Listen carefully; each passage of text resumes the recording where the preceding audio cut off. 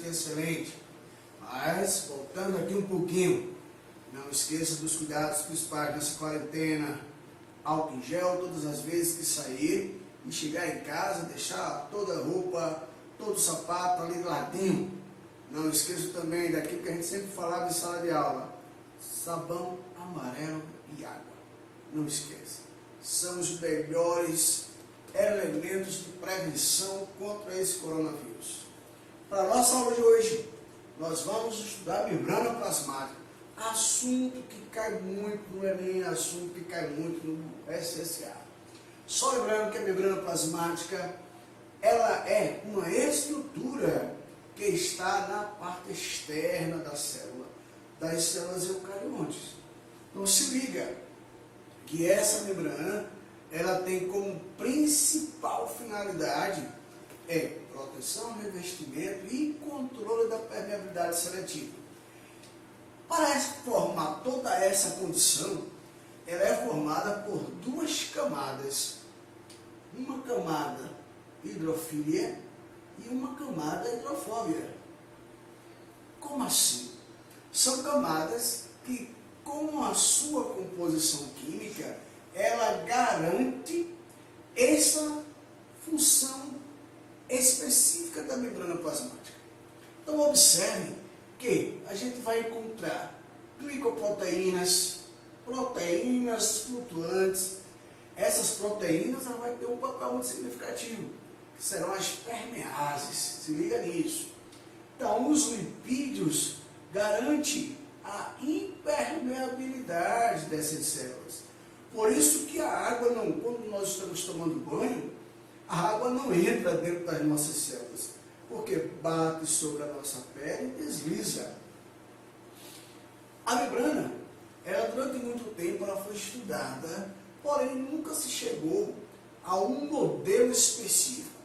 Depois de muitos anos de estudo, Singer e Scholz, eles propuseram um modelo chamado modelo do mosaico fluido. Não esquece, modelo do mosaico fluido. Por que mosaico fluido? Mosaico como se fosse casa de abelhas. Fluido porque as substâncias entram e saem de acordo com os poros que essas membranas se abrem. Então a membrana possui uma porção hidrofílica que corresponde às camadas externas de lipídio. Essas camadas todas aqui, ela consequentemente vai favorecer a impermeabilidade da célula. E uma porção hidrofóbica que corresponde às camadas internas da membrana. Observe o seguinte: esse espaço, que a gente vê aqui gigantesco, ela tem, claro, micrômetros de espessura, são muito pequenos, mas que favorece, consequentemente, um controle muito especial das substâncias que entram e que saem dentro da célula. Observem mais aqui um pouco, aqui eu tenho a célula eucariótica e aqui a membrana. Observe que toda essa parte, ela é a camada externa e toda essa parte é a camada interna, que está associada ao citoplasma. Só lembrando, muito importante você guardar bem essa imagem aqui. É uma imagem que os produtores das provas, elas utilizam muito, que é para fazer a associação entre a imagem e a questão. Observem que existem alguns componentes que é preciso que meu aluno se ligue. O carboidrato, esse carboidrato aqui, ele vai estar associado ao glicocálice depois. Essa proteína é essa daqui, por isso que ela é chamada de glicoproteína. Glico, açúcar, proteína, uma proteína associada ao açúcar. Existem alguns filamentos, que favorecem a resistência dessa membrana plasmática. A membrana plasmática, ela vai estar com a questão das funções, não é para esquecer, né? Quanto à composição química e quanto às propriedades. São 3 elementos que a gente não pode esquecer. Quanto à função, quanto ao componente químico e quanto às suas propriedades. Esses são os elementos que as bancas idealizadoras de prova exploram bastante. Então vamos lá. As funções, proteção e revestimento, claro, e permeabilidade seletiva. Como é que a gente pode definir permeabilidade seletiva? Permeabilidade, eu permito. Seletividade e seleção, eu permito a entrada e a saída de substâncias de acordo com aquilo que eu vou selecionar, o que é bom e o que é ruim para a minha célula. Quanto à composição química, eu tenho lipídios e proteínas. Só é se lembrar, uma camada hidrofólica e uma camada hidrofóbica. Quanto às propriedades, ela tem a elasticidade e, consequentemente, regeneração, de acordo, claro, com a sua identidade genética. Especializações, isso que cai bastante em prova. Isso cai muito em prova. Então a gente precisa estar bem antenado, bem ligado nisso aí.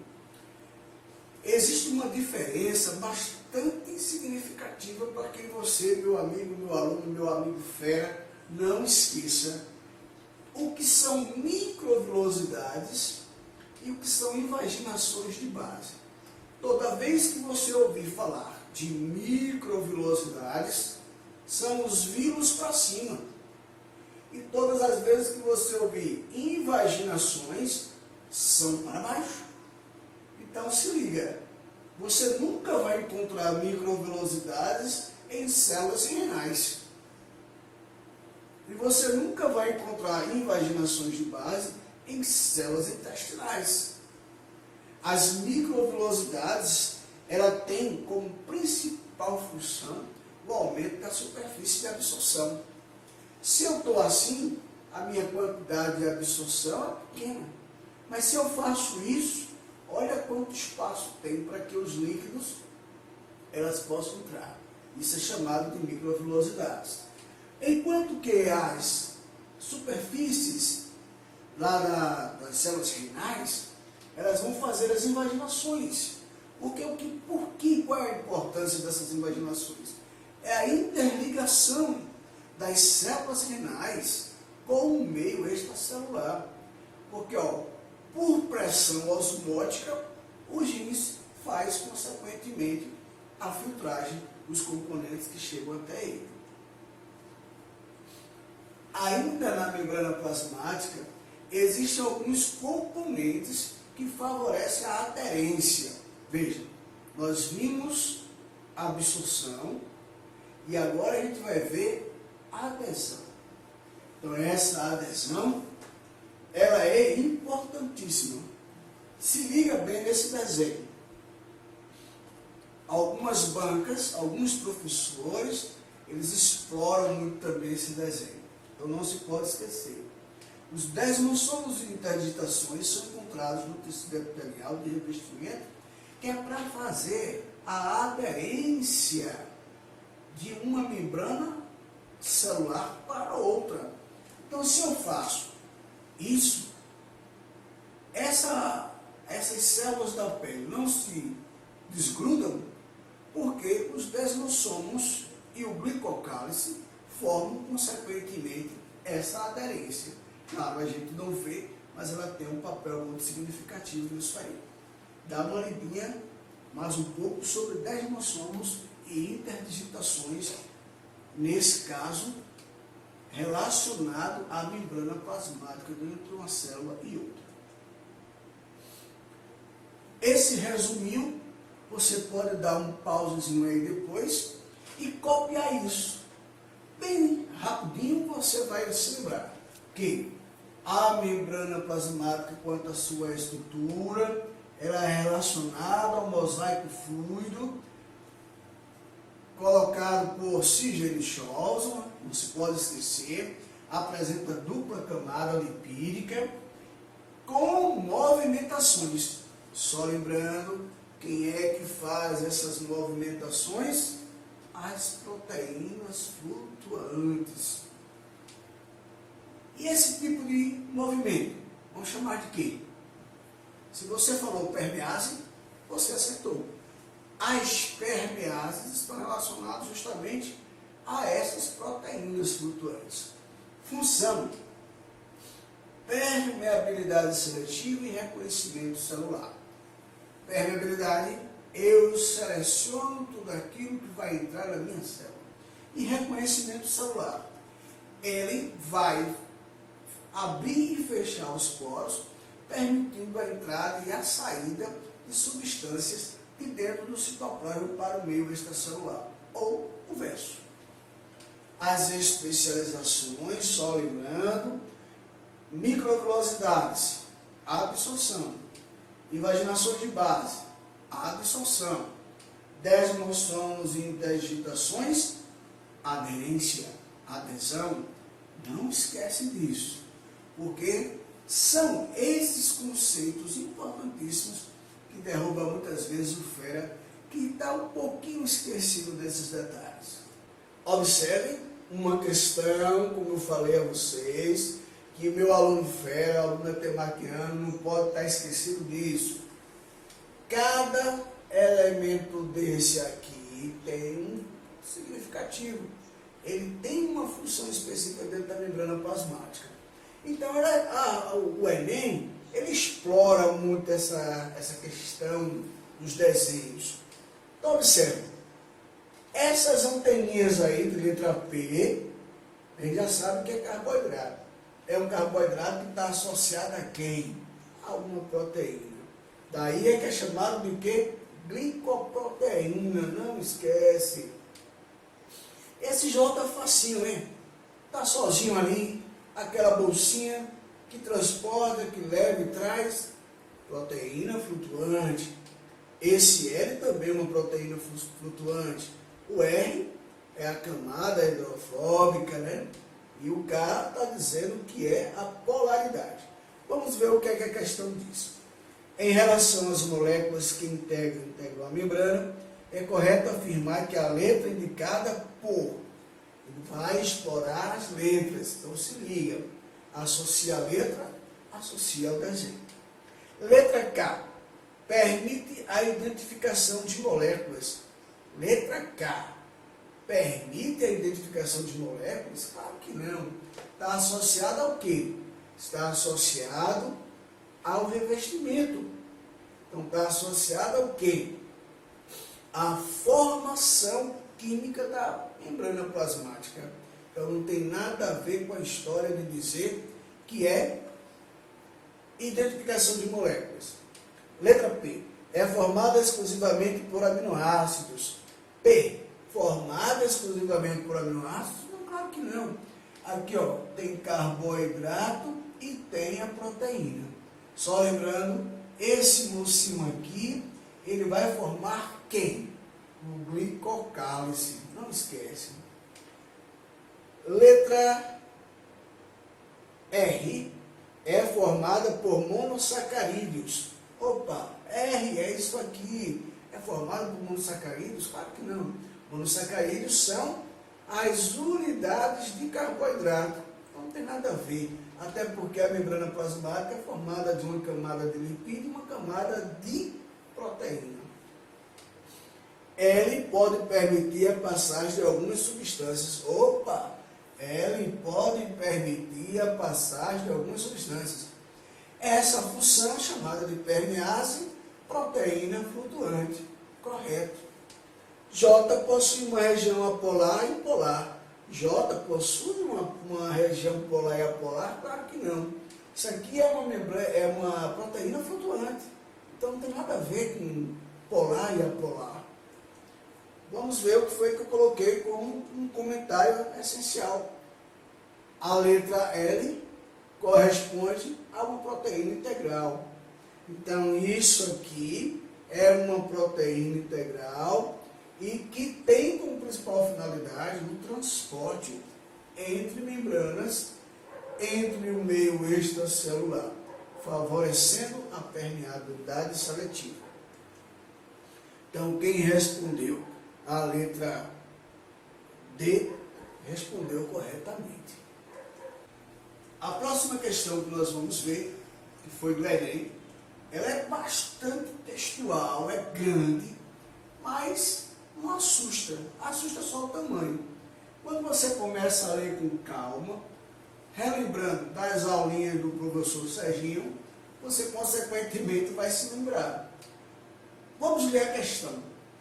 Para explicar a absorção de nutrientes, bem como a função das microvelocidades, já começou a dar o caminho das pedras. Microvelocidades das membranas. Lembrando, qual é mesmo a função das microvelocidades? Absorção. Quem disse absorção de imediato já está com 50% da questão resolvida. Porém, vamos continuar lendo. Revestem as paredes internas do intestino delgado. Cara, aí você já matou quase de vez a questão. Ele fala das microvelocidades, perfeito. A absorção lá no intestino, perfeito.